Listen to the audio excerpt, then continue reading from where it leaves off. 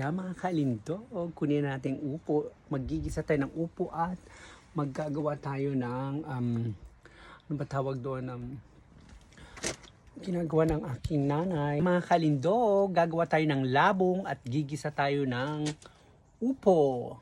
Ayan, how big na this? Look at this. O, diba? Ay, wow, wow, wow. Ang upo, wow. Ayan mga kalindog, pakita ko sa inyo yung prutas dito. Tayong kamatis, ayan may marami pang bunga yung upo. Ayan, piti kamatis at talong, ayun. At piti pipino, ayun. Magka-harvest tayo. So, ayan mga kalindog. Ayun ang ating mga tomato din sa harap. So, bye!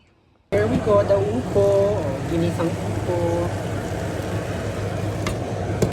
Meron tayong pangat. At pritong isda. At ating burara.